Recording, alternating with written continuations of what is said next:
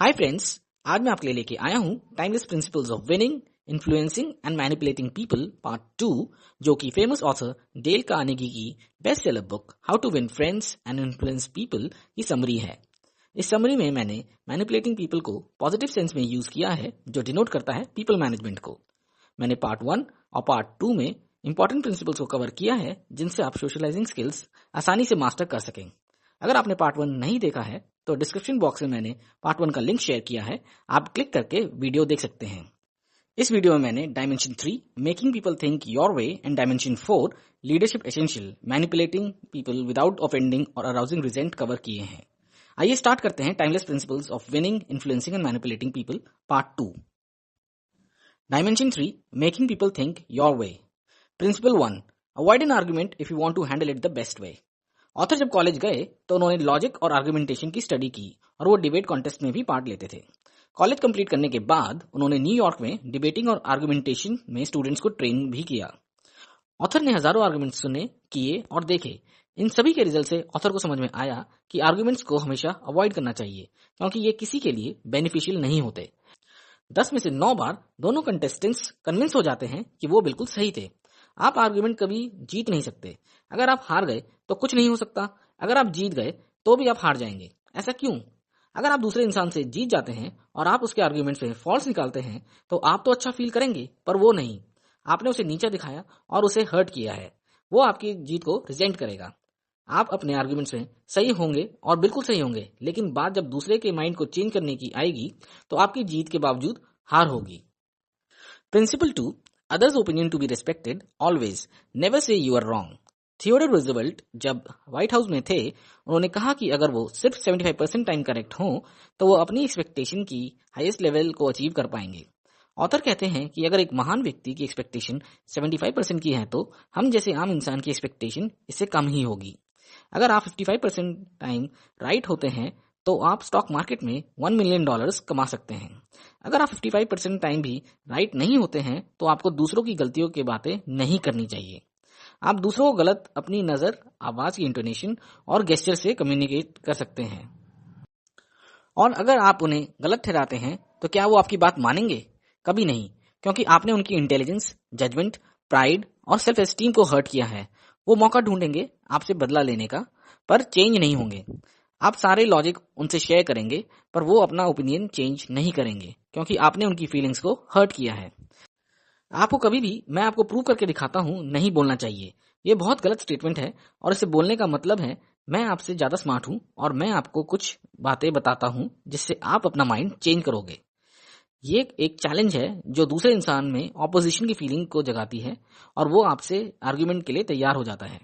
लोगों का mind change करना वैसे भी बहुत डिफिकल्ट टास्क है, तो इन स्टेटमेंट से आप कभी भी वो चेंज नहीं कर पाएंगे। अगर आप कुछ प्रूव करना चाहते हैं तो किसी को बताइए मत, बस इसे टैक्टफुली कीजिए ताकि किसी को नेगेटिव फीलिंग ना आए। अगर दूसरा इंसान कुछ गलत बोले और आपको पता है कि वो गलत है, तो उसे करेक्ट करने के लिए एक अप्रोच ये हो सकती है, मैं इसे कुछ इस तरह सोचता हूँ और हो सकता है कि मैं गलत हूँ। अगर मैं गलत हूँ तो मैं चाहता हूँ कि इसे करेक्ट कर लूँ। ऐसे फ्रेजेस में जैसे हो सकता है मैं गलत हूँ, आइए फैक्ट्स चेक करते हैं, में जादू होता है जिससे दूसरे इंसान को बुरा नहीं लगता है।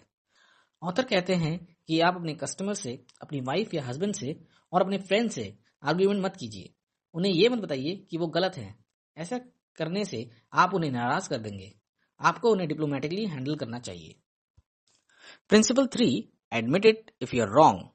ऑथर अपने घर के पास एक पार्क में अपने डॉग रेक्स के साथ वॉक के लिए जाते थे। इस पार्क का नाम फॉरेस्ट पार्क था और वो एक घने जंगल की तरह ही था। ऑथर अपने डॉग को बिना पट्टे के ले जाते थे। एक दिन वहां एक पुलिसमैन आया और उसने अपनी अथॉरिटी दिखाते हुए कहा कि ये डॉग पार्क में खुला कैसे घूम रहा है, आपको पता नहीं कि ये अनलॉफुल है? ऑथर ने सॉफ्टली कहा कि मैं जानता हूं, पर यह किसी को हार्म नहीं करेगा। पुलिसमैन कहते हैं, आपके सोचने से क्या होता है? अगर ये डॉग एक स्क्विरल को या फिर किसी बच्चे पे हमला कर देता है तो क्या होगा? मैं इस टाइम आपको छोड़ देता हूं, लेकिन अगली बार अगर ये ऐसे घूमते मिला तो आप ये बातें कोर्ट में जज को बताना। ऑथर ने सहमी हुई आवाज में हामी भरी। ऑथर ने कुछ दिन ऐसे ही किया, पर रेक्स को खुला घूमना ही पसंद था, इसलिए उन्होंने बाद में रेक्स को खोल के पार्क में छोड़ देते थे। कुछ दिन ऐसे ठीक चला, पर एक दिन वही पुलिसमैन फिर से पार्क में आया। ऑथर को मालूम था कि आज वो परेशानी में फंस जाएंगे, इसलिए उन्होंने सीधे पुलिसमैन के पास जाके बोला, ऑफिसर आपने मुझे रंगों हाथ पकड़ लिया है, मैं शर्मिंदा हूँ और एक एक्सक्यूज नहीं बनाना चाहता हूँ। पुलिसमैन सॉफ्ट टोन में बोलता है कि इस पार्क में डॉग को खुला घुमाने की इच्छा सबकी होती है। ऑथर कहते हैं पर ये अनलॉफुल है। पुलिसमैन कहता है आप ज्यादा सीरियस हो रहे हैं, आप इसे ऐसी जगह खुला छोड़िए जहां ये मुझे ना दिखे और हम दोनों इस बात को भूल जाएंगे। ऑथर कहते हैं कि उस पुलिसमैन को सेल्फ इंपॉर्टेंस चाहिए थी और जब ऑथर ने अपने एक्शंस की निंदा की तो उसने अपनी सेल्फ स्टीम को ऊंचा करते हुए ऑथर पे दया दिखाई। ऑथर कहते हैं कि उन्होंने पुलिसमैन से बहस करने की जगह ओपनली अपनी गलती मानी और ये इंस्टेंस एक हैप्पी एंडिंग के साथ खत्म हुआ। अगर हमें पता है कि हमारी गलती है तो हमें मान लेना चाहिए और थोड़ा खुद को क्रिटिसाइज भी करना चाहिए, क्योंकि सेल्फ क्रिटिसिज्म दूसरों के क्रिटिसिज्म से हमेशा बेटर ऑप्शन है। अपनी गलती को हर कोई डिफेंड करता है, पर वो इंसान जो अपनी गलती मानता है वो लोगों की भीड़ से ऊंचा उठ जाता है। जब हम सही होते हैं हमें लोगों को प्यार और टैक्ट से अपनी सोच से सहमत कराना चाहिए, और जब हम रॉन्ग होते हैं हमें ईमानदारी से उसे मान लेना चाहिए। ऐसा करने से आपको सरप्राइजिंग रिजल्ट्स मिलेंगे और आप एंजॉय भी करेंगे। Principle 4, start in a friendly and warm manner. अगर किसी इंसान के मन में आपके लिए दुर्भावना है तो आप उसे दुनिया के किसी भी लॉजिक से अपनी बात नहीं मनवा सकते। डांटते हुए पेरेंट्स, डरावने बॉसेस और हस्बैंड्स और परेशान करने वाली वाइफ्स को ये समझना चाहिए कि लोग अपने सोचने का तरीका नहीं बदलेंगे। उन्हें आप फोर्सफुली अपने से अग्री नहीं करा सकते, लेकिन अगर आप उन्हें जेंटली और एक फ्रेंडली तरीके से हैंडल करें तो आप उन्हें अग्री करा सकते हैं। Principle 5, the yes yes principle. जब आप लोगों से बात करते हैं तो आपको उन बातों से शुरू नहीं करना चाहिए जिन पे आपका डिफरेंस है, बल्कि आपको उन बातों का जिक्र करना चाहिए जिन पे आप अग्री करते हैं और आपको बार बार इन पे एम्फेसाइज करना चाहिए। आपको ये दिखाना चाहिए कि आपका ऑब्जेक्टिव एक है पर उसे अचीव करने के रास्ते डिफरेंट हैं। आपको सामने वाले से यस यस ही बुलवाना चाहिए और कोशिश करें कि वो नो नहीं बोलें। अगर किसी ने नो बोला तो उस इंसान का प्राइड और पर्सनैलिटी डिमांड करते हैं कि वो कंसिस्टेंटली उसे डिफेंड करें। आपको बाद में रियलाइज हो सकता है कि नो बोलने की जरूरत नहीं थी, पर क्योंकि आपने कहा तो अब आपको स्टिक करना ही पड़ेगा। सभी स्किलफुल स्पीकर्स अपने ऑडियंस से मल्टीपल यस रेस्पॉन्सेज लेते हैं। ये ऑडियंस को साइकोलॉजिकली अफर्मेटिव डायरेक्शन की तरफ ले जाते हैं। सोक्रेटिस एथेंस के ही नहीं बल्कि पूरे वर्ल्ड के महान फिलोसोफर थे। उन्होंने जो किया वो सिर्फ एक मुट्ठी भर लोग ही कर पाए। उन्हें लोगों के सोचने का तरीका ही चेंज कर दिया और आज उनकी डेथ के 2400 साल बाद भी उन्हें वर्ल्ड का वाइजेस्ट परसुएडर कहा जाता है। तो उनका मेथड क्या था? उनकी टेक्निक, जो कि अब सॉक्रेटिक मेथड के नाम से फेमस है, में लोगों से सिर्फ यस यस रिस्पॉन्स लिया जाता है। वो ऐसे क्वेश्चन पूछते जिनका आंसर सिर्फ यस हो सकता और वो एक के बाद एक यस रिस्पॉन्स लेके अपने ओपोनेंट्स को ऐसे कंक्लूजन पे अग्री करवाते जो लोगों ने थोड़ी देर पहले मानने से मना कर दिया था। अगली बार जब हम किसी को गलत बताएं तो हमें ग्रेट सोक्रेटिस को याद करना चाहिए और एक जेंटल क्वेश्चन करना चाहिए, एक ऐसा क्वेश्चन जिसका आंसर यस यस होगा। Principle 6, get the other person to do a great deal of the talking. बहुत से लोग ज्यादा बोल के दूसरों को अपनी सोच से अग्री करवाने की कोशिश करते हैं। आपको दूसरों को बोलने देना चाहिए, बिकॉज अपने बिजनेस और अपनी प्रॉब्लम्स के बारे में वो आपसे ज्यादा जानते हैं। आपको उनसे क्वेश्चन पूछने चाहिए और उन्हें अपने बारे में बताने का मौका देना चाहिए। अगर आप डिसएग्री करते हैं तो भी उन्हें इंटरप्ट नहीं करना चाहिए। वो आपकी बात नहीं सुनेंगे क्योंकि वो सिर्फ अपनी बात बोलना चाहते हैं। उन्हें आप सिंसियरली सुने और एनकरेज कीजिए कि वो अपने सारे आइडियाज एक्सप्रेस कर सकें। एक बड़ी एडवर्टाइजमेंट कंपनी ने न्यूयॉर्क के न्यूज़पेपर में जॉब वैकेंसी के लिए एडवर्टाइजमेंट दिया। चार्ल्स टी क्यूबेलिस इसके लिए अप्लाई करते हैं और उन्हें इंटरव्यू के लिए बुलाया जाता है। चार्ल्स फाउंडर और कंपनी के बारे में काफी रिसर्च करते हैं। इंटरव्यू में वो कहते हैं, मुझे काफी प्राउड फील होगा अगर मैं आपकी जैसे ट्रैक रिकॉर्ड वाली कंपनी ज्वाइन कर सकूं। मैं ये समझता हूं कि आपने 28 साल पहले ये बिजनेस स्टार्ट किया, एक डेस्क रूम और एक स्टेनोग्राफर के साथ। क्या ये सच है? हर एक ह्यूमन बीइंग अपने स्ट्रगल्स की मेमोरी शेयर करना चाहता है और फाउंडर भी यही करते हैं और एक लॉन्ग कॉन्वर्सेशन होती है। बाद में फाउंडर ब्रीफली मिस्टर क्यूबेलिस के एक्सपीरियंस के बारे में पूछते हैं और उन्हें हायर कर लेते हैं। मिस्टर क्यूबेलिस ने कंपनी और फाउंडर के बारे में रिसर्च करी। उन्होंने इंटरेस्ट दिखाया दूसरे इंसान और उनकी प्रॉब्लम्स में और उन्होंने दूसरों को ज्यादा बोलने का मौका दिया। इन सबसे उनका एक फेवरेबल इंप्रेशन बना। Principle 7, make the other person feel he और she is the owner of the idea. Author कहते हैं कि क्या इसमें समझदारी नहीं है कि आप सिर्फ सजेशन दें और दूसरों को कंक्लूजन करने दें। अडोल्फ सेल्स फिलाडेल्फिया में एक कार शोरूम के मैनेजर हैं और उन्होंने ये देखा कि उनकी सेल्स टीम डीमोटिवेटेड और डिसऑर्गेनाइज्ड हो गई है। टीम को मोटिवेशन और एंथुजियाज्म से भरने के लिए वो एक मीटिंग करते हैं और उन्हें उनकी अडॉल्फ से एक्सपेक्टेशन बताने के लिए कहते हैं। अडॉल्फ सारी एक्सपेक्टेशंस को ब्लैक बोर्ड में लिख देते हैं और कहते हैं कि आपको ये सारी क्वालिटीज मुझसे मिलेंगी और आप लोग बताइए कि अब मेरी एक्सपेक्टेशन आपसे क्या होनी चाहिए। लोगों ने कहा honesty, loyalty, optimism, initiative, team work, 8 hours का एंथुसियास्टिक वर्क। मीटिंग बहुत ही अच्छी नोट पे एंड हुई और मिस्टर सेल्स ने एक phenomenal increase in sales report की। मिस्टर सेल्स कहते हैं कि लोगों ने एक मॉरल बार्गेन किया। जब तक मैं अपने पार्ट पे डिलीवर करता रहा, वो भी उतनी डिटर्मिनेशन से अपने पार्ट डिलीवर करते रहे। मिस्टर सेल्स का उनकी विशेष और डिजायर के बारे में कंसल्ट करने के प्लान ने एक जादू की तरह काम करा। किसी को भी ये पसंद नहीं कि उन्हें ये बताया जाए कि उन्हें क्या करना है। हम प्रेफर करते हैं कि हम अपनी समझ से अपने आइडियाज पे एक्शन लें। हमें अच्छा लगता है जब हमें अपनी विशेष वांट्स और थॉट्स के बारे में कंसल्ट किया जाता है। Principle 8, try seeing other person's viewpoint. दूसरे लोग गलत हो सकते हैं पर वो रियलाइज नहीं करते कि वो गलत हैं। उनकी बुराई मत कीजिए, उन्हें समझने की कोशिश कीजिए, क्योंकि समझदार, सहनशील और महान लोग ही ये कर सकते हैं। अपने आप को जब आप दूसरों की जगह रख के सोचेंगे तो आप अपने आप को टाइम वेस्टेज और इरिटेशन से बचाएंगे और ये आपकी ह्यूमन रिलेशन स्किल्स भी बढ़ाता है।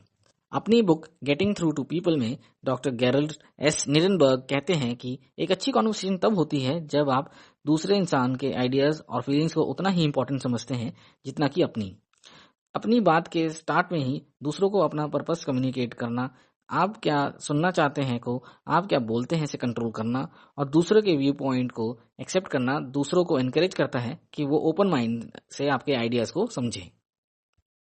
Dimension 4, Leadership Essential. Manipulating people without offending or arousing resent. Principle 1, Start with complimenting and recognizing other people. अपने बारे में नेगेटिव पॉइंट सुनना हमेशा आसान होता है अगर हमारे पॉजिटिव पॉइंट्स पहले बताए जाएं।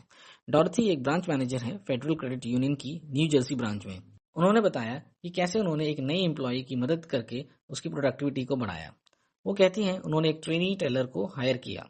उसका कस्टमर से कनेक्ट और उनकी ट्रांजैक्शन को हैंडल करने का तरीका करेक्ट और एफिशिएंट था। प्रॉब्लम सिर्फ एंड ऑफ डे की थी जब बैलेंस आउट करना पड़ता था, जहां वो काफी स्लो थी।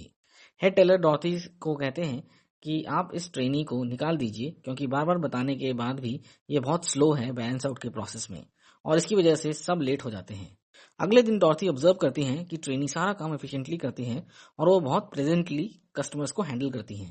उन्हें ट्रेनी के बैलेंस आउट के इश्यू भी समझ में आ जाता है और ऑफिस क्लोज होने के बाद वो ट्रेनी से बात करती हैं। ट्रेनी बहुत नर्वस और अपसेट होती हैं।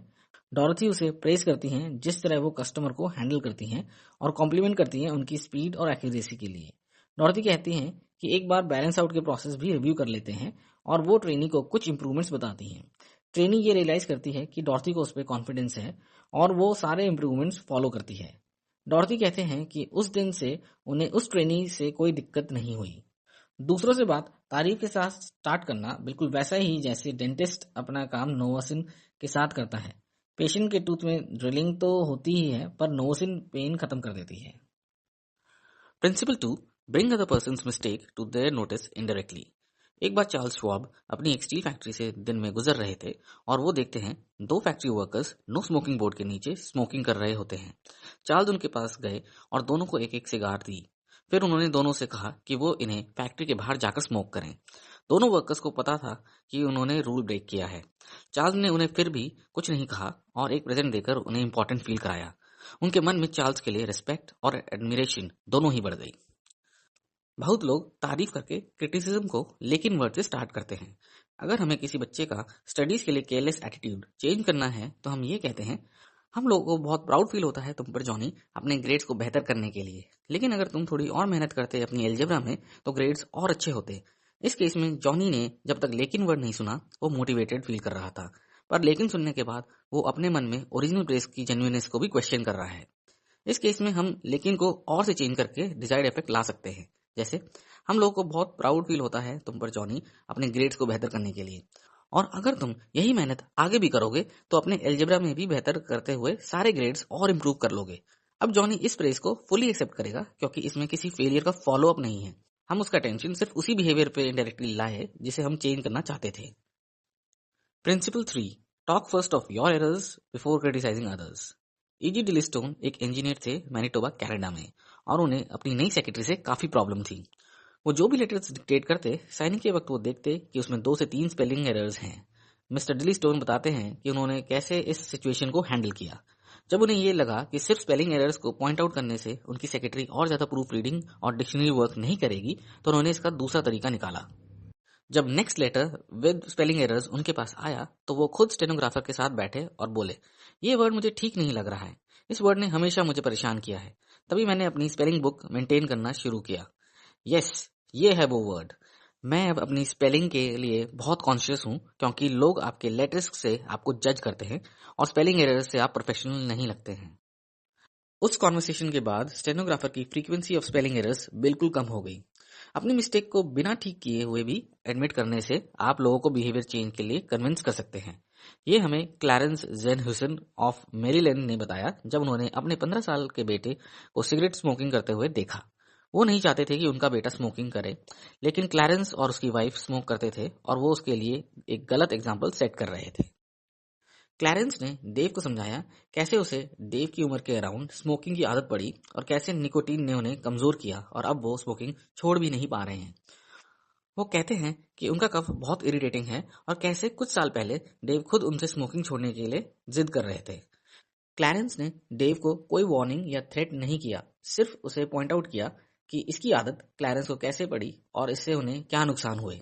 डेव ने कुछ दिन इस पे सोचा और उसके बाद डिसाइड किया कि जब तक वो अपना हाई स्कूल पास आउट नहीं करेंगे, वो स्मोकिंग नहीं करेंगे। हाई स्कूल पास आउट करने के कई साल बाद भी डेव ने स्मोकिंग नहीं की और ना ही उनका फ्यूचर में इसे करने का कोई इरादा है। इस कॉन्वर्सेशन के बाद क्लैरेंस ने भी स्मोकिंग क्विट करने का डिसाइड किया और अपने फैमिली मेंबर्स के सपोर्ट से वो स्मोकिंग क्विट कर पाए। Principle number 4, instead of ordering you should question. Question पूछने से लोगों में क्रिएटिविटी आती है। लोग उन ऑर्डर्स को बेहतर तरीके से एक्सेप्ट कर पाते हैं जब वो खुद उस डिसीजन में कंट्रीब्यूट करते हैं जिसकी वजह से वो ऑर्डर पास हुआ। इयन मैकडोनाल्ड एक जनरल मैनेजर थे जोहान्सबर्ग की मैन्युफैक्चरिंग प्लांट में। उनको एक बड़ा ऑर्डर का ऑफर आया, पर वो कन्विंस थे कि उस ऑर्डर को टाइमली डिलीवर नहीं कर पाएंगे, क्योंकि डिलीवरी टाइमलाइन बहुत शॉर्ट थी और फ्लोर पे ऑलरेडी पुराने ऑर्डर्स की मैन्युफैक्चरिंग शेड्यूल थी। उन्होंने सारे वर्कर्स की मीटिंग बुलाई और उनसे इस ऑर्डर के बारे में बताते हुए पूछा कि अगर ये ऑर्डर हमें मिले तो इसे हम कैसे पूरा कर सकते हैं। वर्कर्स ने बहुत सारे आइडियाज शेयर करे और ईएन को कहा कि वो ऑर्डर्स को एक्सेप्ट करें। ईएन ने एंड में ऑर्डर को एक्सेप्ट किया, मैन्युफैक्चर किया और टाइमली डिलीवर किया। Principle 5, allow the other person to save face.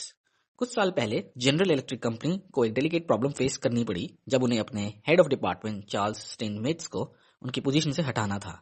स्टेनमेट्स एक जीनियस थे जब हम इलेक्ट्रिसिटी की बात करते हैं, पर वो as head of calculating department एक फेलियर थे। कंपनी उन्हें ऑफेंड करने की सोच भी नहीं सकती थी, क्योंकि वो इंडिस्पेंसिबल थे और बहुत सेंसिटिव भी।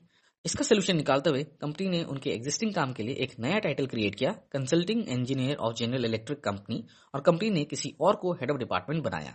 स्टेनमेट खुश थे। किसी को अपनी रेपुटेशन को सेव करने का मौका देना बहुत इंपॉर्टेंट है और हमें हमेशा इस बारे में सोचना चाहिए। Principle 6, compliment on small improvement and every improvement. Author के एक फ्रेंड थे पीट बर्लो। ऑथर को पीट का अपने डॉग्स को ट्रेन करते हुए देखना अच्छा लगता था। ऑथर ने नोटिस किया कि जब भी कोई डॉग इंप्रूवमेंट दिखाता तो मिस्टर बर्लो उसकी पीठ थपथपाते, उसे प्रेज करते और उसे मीट का एक पीस देते। ये कोई नई टेक्निक नहीं है और एनिमल लवर्स ने इसे कई 100 सालों से यूज किया है।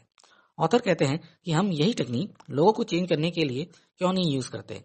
हम लोगों को प्रेज करने की जगह उनकी बुराई क्यों करते हैं। हमें लोगों की छोटी छोटी इंप्रूवमेंट्स को प्रेज करना चाहिए, क्योंकि यही उन्हें इंस्पायर करती है इंप्रूवमेंट करते रहने के लिए। हम सभी को एप्रिसिएशन और रिकग्निशन पसंद है और इसके लिए जो भी करना पड़ता है हम वो करते हैं।